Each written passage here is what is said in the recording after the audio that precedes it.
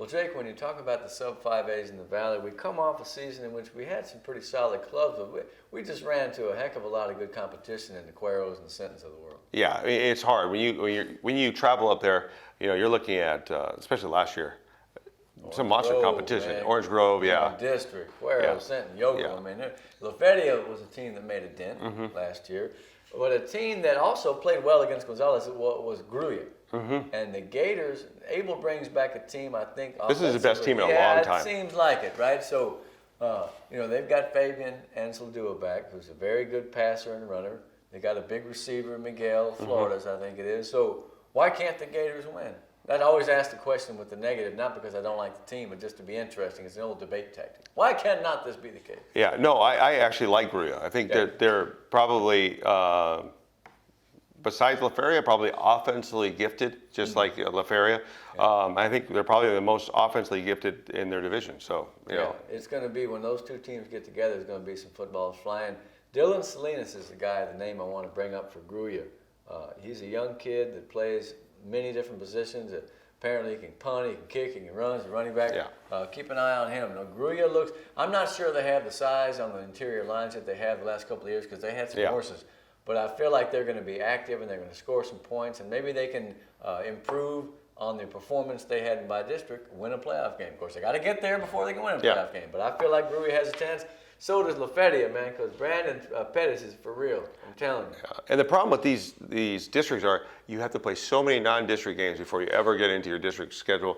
We're looking at this one. They're playing St. Joe's. That's a tough game. That's probably one of the best games. I'm not going to jinx myself, but there's a chance that I could show up at that game because I'm interested in both those teams. Now I'm interested in all teams. Yeah. We've been saying we're going to go see Easy Money for 2 years and we haven't done it. And now they have even more incentive to go check it out. Gruya is going to be good. La Feria with Pettis is going to be good. Alegria is a big, strong defensive lineman. Alonso, I believe, is the guy's name on the offensive line. They're having to replace a quarterback. Okay? And that kid they had was solid. He was a big guy who could run. He was a leader. They're replacing a couple of good linebackers. But I still feel like La Feria is pretty tough. Yeah. And the important thing is they bring back their center and Anthony Lugo. So, no matter who you put behind center, at least you have somebody in front of them that actually knows the offense. It helps to have a center. They had a great center in 1998 when they won 10 games. Now, here's the quiz question for the Valley for the week. Who was the coach of that team? I'll tell you next week. Okay. Yeah, or we'll put it online. Okay. I'm going to start giving quiz questions for people. Yeah. Because it's fun to know. Okay, it was Gil Ledbetter. Oh. I think. Anyway, I'll look it up. All right, so they asked a question, you came and answered. Gil Ledbetter was cool. I liked him. Who else? Hidalgo, yeah. God, Hidalgo was always a good team in the past, and they just have had a lot of turnover. They've had a lot of over here and over there. They just haven't really been that great. Since Ford in 2012, I think that was the last winning season they had, 7-4. What do the Pirates have to do to get back to the summit, man? Well, they finally have some consistency. Coach Duty didn't just take over in the spring this year. He had a full year to work through his stuff. This is going to be his team. Yeah. And you have to imagine, he's got a tough schedule. He's gonna play like Santa Rosa and Valley View, but also PI, Rio Hondo. It's Rockport, Fulton, St. Joe, man. Yeah. So it's not gonna be an easy road, but he's really just trying to implement. Remember, we're talking about 3 years. Yeah. So you talk about this year being another building season to that third year. Yeah. So as long as you're respectful in these games, not respectful, but you play, competitive. You keep it, competitive. Yeah. You're fine. I mean, you really are. I'm not saying that I don't think they can make the playoffs. I'm just saying that their schedule is pretty brutal. Yeah, non-district. But I like this kid, Bella, Marco Bella. He's a receiver. I like Flores, the tight end, apparently is pretty good. And I've been hearing a lot about Isaac Aleman, the linebacker. So, I mean, they got some guys, and they had talent in the past when Cavazos was there, when so-and-so was there. I mean, they've done it in the past. I keep expecting Hidalgo to return to the party, and maybe this is the year they do it. Yeah. Well, who else do we have in 4As? It's a pretty good group. Well, I got to see him play the other day, Port Isabel. Okay, tell me about the Tarpons, because if you want to talk Valley football, a lot of people start with them. Yeah, well, we liked, a couple years ago, we liked Juan Aguilera. Yeah. Yeah, he's got a brother. He had another brother that's two Aguileras, right? Yeah, so, Coach Stoneball's team actually didn't look that bad. I mean, they're playing a really tough Mercedes team, and during the control portion, they were up for a majority of it. Mercedes came back, tied it, and took the lead. I think they won it 28-17 21, or you want to do 4-3, whatever you want to call it.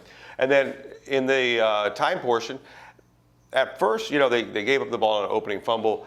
Mercedes took advantage of it, 2 early scores. They came back and scored. It was, I believe, 28-14. So, I mean, it's a bigger team. Nothing wrong with that. Nothing wrong with that at all. And so you have to remember, he's kind of working people into spots, and his team didn't look bad. I actually thought that they were way ahead of where they probably should be. Well, because they've won 13-8 the last 2 years, which a lot of people would say great. Yeah. But at Port Isabel, it's like, let's go to about 16-4. Yeah, especially with all the haters over there. Absolutely. So, yeah. Well, it's another team, another place where if the fans and the community and the board are with you, you're in like Flint. Yeah. Those are just the most intense cities and programs Yeah. around. I like Orduña last year, Carlos. I don't know why he did in scrimmage, but I hope that he should be a good running back. I mean, of course, Silva is one of the best players in the valley. He can do it all, man. He's a program. He's a program seller. He can go out and play a tuba in the band, offense, defense, you name it, right? Omar Silva. John Ray's a great linebacker. Well, I think Dylan Athanas is back. In other words, they got some guys, but are they going to be that tough-minded, grinded-out team that, like we said, steps out on the field and the other teams, their knees are knocking together like the Scarecrow and the Wizard of Oz?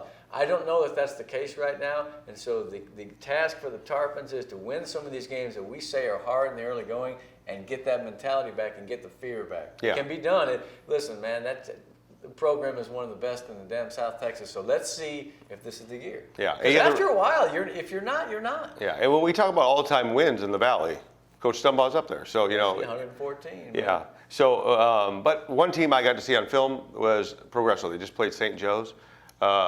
They just played St. Joe, and Ray Garcia. Did you see that little speedy kid? Yes. It's tough, man.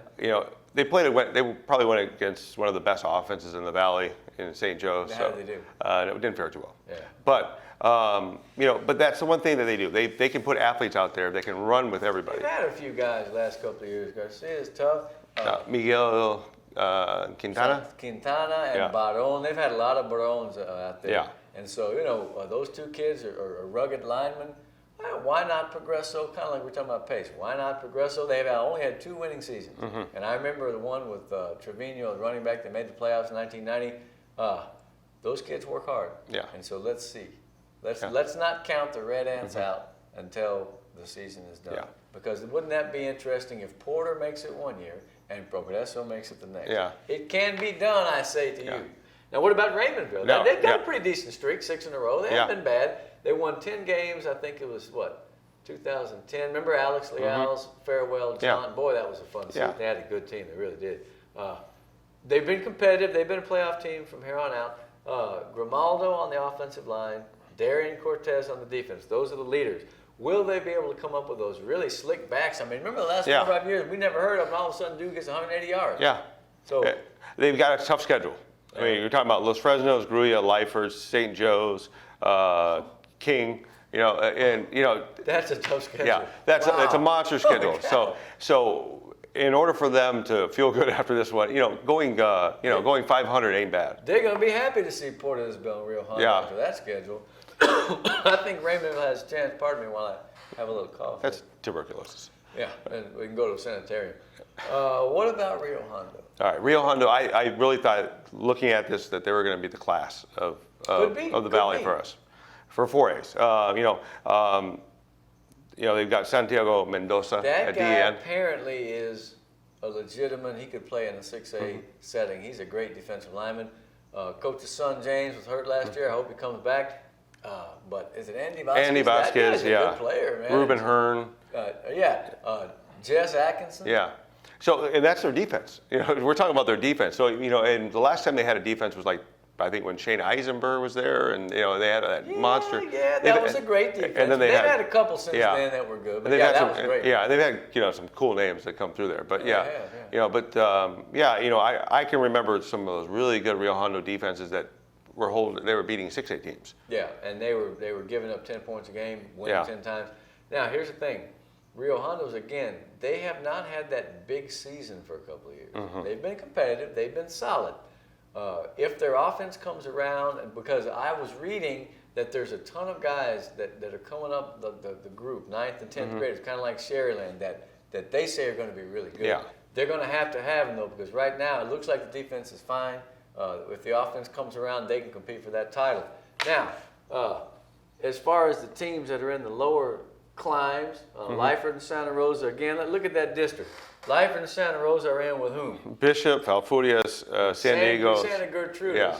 San Diego's going to be good, but none of those other teams are that great, so it wouldn't surprise me to see Lyford compete for a district title. Yeah, and Santa Rosa's got a new general in Gus Cavazos, and Gus has won everywhere he's went. So, it may not be this year, but it'll be next year that they make a big impact. Well, last year was 1-9. They were not happy with that. Gus is a winner, and he is a motivator, and he's the kind of guy that gets them kids on his side and vice versa. And you better look out because he's tough to beat. So yeah, and plus they got one of the better players in the sub 5As, Leo Lotta, man. Yeah. Basketball player too. Yeah, he can hoop, man. That guy's good. And they have athletes there. A lot of people. Ayala's a running back. And I go through Santa Rosa every time I go to Harlan's. I go the back way. You go back there, and it feels it is a small town, but it feels it's got that like the 50s or something. Yeah. It's like wow. But there's a lot of pride there. So you got to remember that bringing Gus in is going to pay dividends eventually. You know what they used to call Santa Rosa back in the day? What's that? The Plow Boys. Really? The Plow Boys before they were the Warriors. I promise you, that's what they called them. Sometimes spelled with a W, sometimes with a OGH. Keep an eye on a kid named Mendez out there, Santa Rosa's offensive lineman. They should be fine. Monte, Lyford? Lyford. Lyford would be good, man. Now, Infante is one of those guys. He got 80 wins in the Valley. He's climbing up that 100 mark. Always a competitive club. But they haven't had the big year either for a while. They had that 10-1 season 5 years ago. So are they ready to get back to the pinnacle?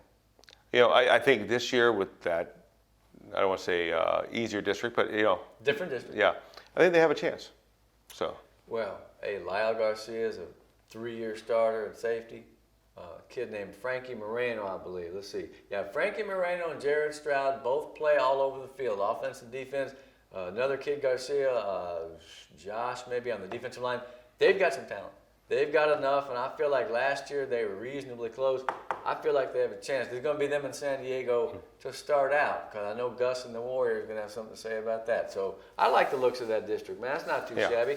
Monte Alto doesn't get going until next week. What's up? No, Monte Alto. I was going to say Monte Alto is. They had a good year last year, man. But you know what? They have some players. They have some athletes, and they're trying to build consistency as a program. They're still pretty new. Yeah, they are very new, very small. So Yeah, hopefully they can get to the point where they're competitive in a district that has Santa Maria. Yeah. Riviera, also known as Coffer somehow. John Paul, and then Benavides. That's their non-district schedule. Yeah, that's their non-district. But then they got their district schedules. London, and London, you never know. Yeah, you never know what you're going to get out of London. Hebronville, Odom. They were down, but it wasn't 2 or 3 years ago before they were good. Yeah. Odom was the king of the walk. Yeah. In 3A, so they may be good again. And then Banquete and Skidmore Tynan, I don't think so. So I mean, let's see if either Monte Alto or Santa Maria can make some noise in that district. You never know at that lower level, man, because things change at the drop of a hat, and it doesn't take much to get on a roll. So, but I would like to. If you have a couple athletes in the lower levels, skies are the limit. Well, sometimes. I can tell you, Santa Maria has a pretty good corner, among other things. All right, now let's talk about La Villa. Like Rio Hondo, like Port Isabel, like Lyford, the sub 5As. La Villa's greatest days, I don't think are behind it, but it's had some. 06 was an amazing thing with Salinas. They haven't had they were 8-3 a couple of years back. They've been kind of challenged lately. Yeah, it started. Gene Garza left, and it just seemed like they just kind of lost they changed the offense around. Just recently, like a year ago, and so. This was a team that could throw the ball for a long time. They were very, very much a spread team that could just throw the ball. Yeah, Lupe out there, man. Yeah. It's Cisneros and a couple other quarterbacks who were really good. AJ, right? Yeah. AJ, gotta say, right? Yeah, so they had guys that could just whip the ball around. They haven't had that, and hopefully they'll be able to play at home this year. Last year they played all their games at Westlaco East. Ray Felix is a guy that can play, and so is Christian Pettis. I can tell you this: I remember when La Villa first started, they scored 1 touchdown the whole season. Wow. 1. It was amazing, 1988. But then they quickly got into the playoff mix at 9 wins, I think the next year. So they've been a successful program. I keep waiting for them to take that, to retake that step to being very good. Now, who do they play? Well, I'll tell you who they play. They play Ben Bolt, and that's going to be a battle. That's always a battle with the Ben Bolt Badgers. I want to see La Villa get back in there, not because I root for them against any other team, but I like it when the Cardinals are strong, man, because we need to get back. We need to get some of the winning spirit back in the sub-5As, and maybe that's a team that will do it. Now, a team that's playing in a 4-team district and a team that has been the beneficiary of some amazing largesse the last several months will be the St. Joseph Bloodhounds. So tell me a little bit about Tino's latest addition. All right. This summer, I had caught wind that Gunnar Henderson heard from a recruiter that Gunnar Henderson was going to move to, not a recruiter for them by any means. Team guys. I mean, it doesn't really matter because they're a Catholic school, so I was up north. I remember how it worked. But no, I heard from a college recruiter that Gunnar Henderson was transferring, and I was like, incredible. And that was the first weapon to go over there. And if you don't know who Gunnar Henderson is, he's a quick. He's going to play the slot. Actually, he's going to play all over the place for them. He's gotten bigger and stronger. Yeah, and you can shift him around. And then they picked up Ricky Minor. And when you picked up Ricky Minor from McAllen Memorial, that's hard to do because he weighs 280. Yes, yeah. And that is only going to solidify the offense that they had already established and the defense. And Ricky is going to play both ways. So it's going to be a great thing for Tino Villarreal. His St. Joe team, from what they did last year, and you have to remember, they were awesome last year. Yeah, they ran down at the end a little bit sooner than I think they would have liked to, but they were a good team. Don't forget Bernie De La Garza, man. BDLG, he can play, man. Dude's tough. Had like 700 yards receiving. The other day got a big old 280-pound Folks, this guy's offensive lineman. You put a kid like Ricky Minor, who's proven himself on the 6A level and was possibly headed for all region or state, that changes everything for St. Joe, man, because those games tend to be in the trenches, and a guy like that who's that good, man, he'll take St. Anthony by himself and wad him up in his pocket and walk off, man. That's almost not fair, although I'm not saying it's negative. Yeah, and there is some traveling in this. When you're St. Joe, you're going to travel, but they're good enough to win. I mean, they're good enough. Catholic? Yeah. Okay. So who's the other team they play? Antonian, St. Anthony's. Yeah. Okay. Now, non-district-wise, they got some challenges. Rio Hondo, Raymondville, Lyford, PI. Okay. Also playing against MMA, so we'll see what old Medill's team does out of MMA. Let's see. I want to ask you this. Do they have a quarterback at St. Joe? They have this guy, I can't remember his name. I believe his father is from our neck of the woods over here in Edinburgh. Yes, he is. Philip Money. Philip Mudd. Philip Money. And I got to see him the first night they practiced. I went there at midnight, spoke with him.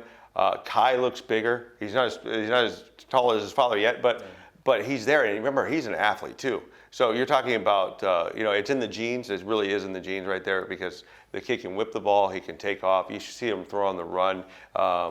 It's pinpoint the way he passes. I'll tell you what, man, I wish that they'd stay in Edinburgh sometimes because I know a lot of teams would like to have that kid, boy. Golly. Well, okay, so St. Joe, we rode the bandwagon last year. Not that we were, being biased, but it was an interesting story. It was compelling. And we watch their film every weekend. Yeah. So. And the stories got more compelling because now they picked up two of the best that McAllen had to offer.